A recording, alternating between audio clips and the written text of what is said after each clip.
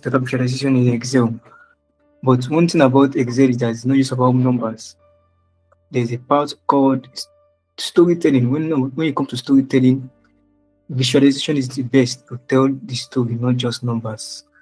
And that's why data visualization is very important for everyone to understand and to know.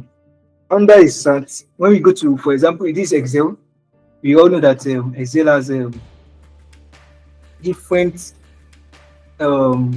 options. One of which is file, home, insert, developer, page layout, formulas, data, reviews, view, Acrobat, and PowerPoint.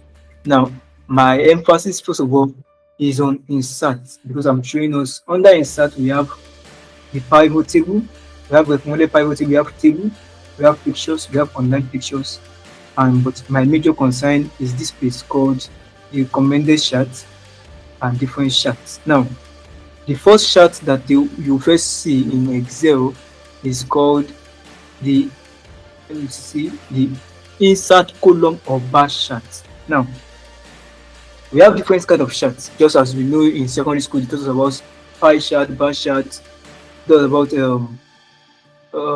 line chart, and many more. We have donut charts, we have heat map chart, we have maps. Those are more charts than this. But in Excel for now, we just have the bar chart, we have the hierarchy, we have the waterfall, and others like that, and pie chart. Now, every chart has its own peculiarities. You must understand that you don't just plot any chart. You must understand why you are using that chart. For example, if you are talking about categorical variables, if we are talking about categorical variables, for example, we are talking about variables like this region, which is having, let me add my filter. So let me add my filter from here. Alright, so region is a category of variables having east, south, north, and west. Now, those kind of variables, you use a bar chart to plot them. Why? If you have numeric variables like this 1, 2, 3, 4, 5, 6, it's much better to use a line chart to plot them. And line chart, it can also be called trend plot chart. Now, what do we use trend plot charts to do? We use it to look at trend over time. Like when we talk about time, we're talking about like for example, this part where we have months. Those are trend over time. That's month, over year, over quarters. Those are what we use line chart for. And we can also use, there's another chart called the either you call it donut chart, but mostly we could call it pie chart.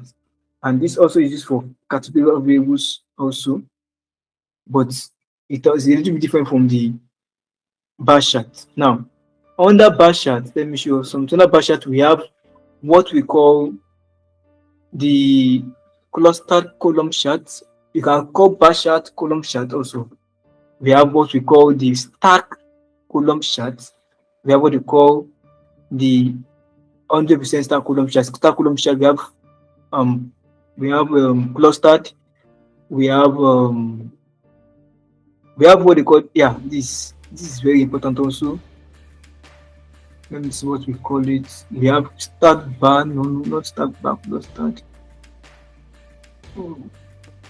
Connecting, okay, more clustered. Yeah, we have column charts, we have cluster stacked, we have, so we have the straight line bar chart and we have the horizontal, that is a vertical bar chart or column chart, and we have the horizontal.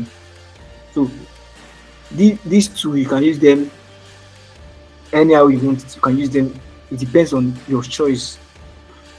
And also we have the line chart, and we have said we have the pie chart. We have the, now this pie chart, this is the normal pie chart. We have the donut chart, which is this, and we have the bar chart himself. We have the area chart, we have the SY scatter plot chart, we have the stock chart, we have the surface chart, radar, tree map, sunburn, histogram, bar and whisker. We have the waterfall, we have the combo.